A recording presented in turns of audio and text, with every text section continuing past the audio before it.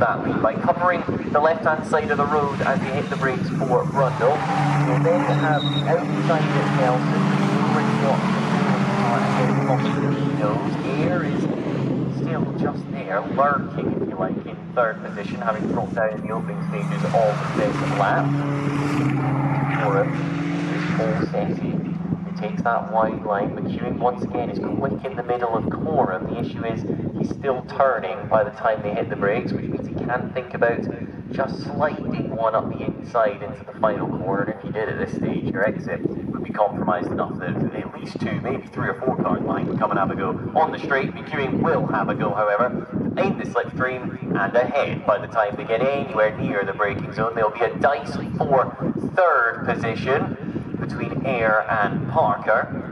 Further back, David Yates does the fastest lap of the race, having passed Russ Olivan, Alan Curtis and Caroline Everett on that previous tour. And John Chevrolet, as a result, has dropped down into 9th position in this one.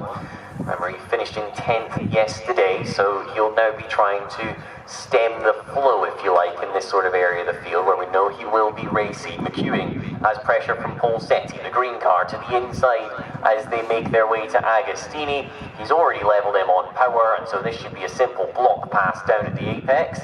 Indeed, that's what you would have expected, but McEwen's going to come back at him on the exit. Look, he'll have that black car going quickly, but can't quite find the drive to find enough room by the time you reach Hamilton. Harry Eyre in third. Fourth is still Scott Parker in the orange and black car. Then you get David Yates, the number 15, running in fifth.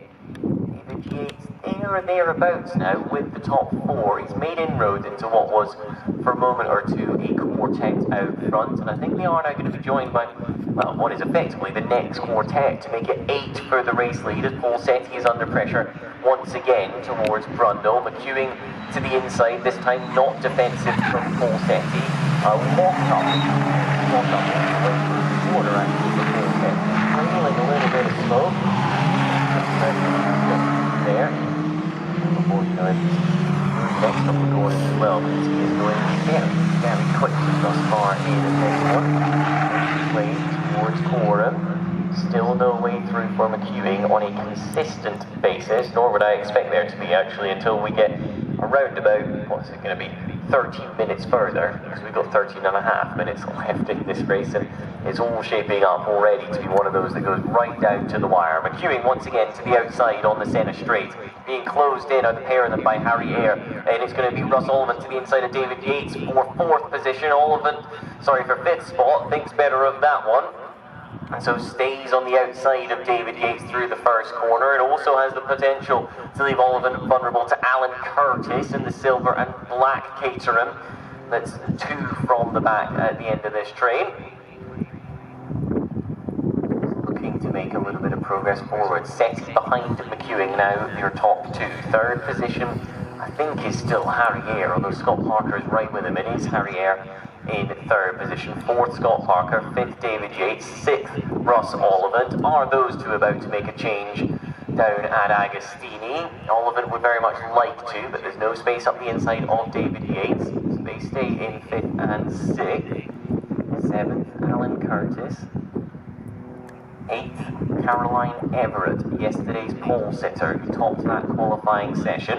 You know, she's got pace. You're saying she really likes it here at Snetterton, so expect Caroline to be able to make some progress in this group as the race progresses. Still 12 minutes, so there's no great sense of urgency to get to the front quite yet.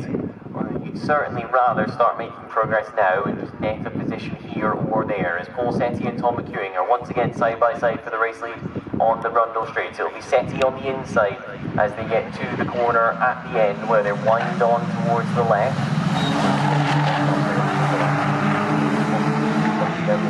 To that one. Setti just pulled exactly the same walk up, but regardless, back to the head of the field, ahead of Tom McEwen. Green car that leads from the black car with the Parker. In amongst all of that run of slipstream down the long straightaway at the back of the track is now into 3rd. Harry Eyre, as a result, down to 4th.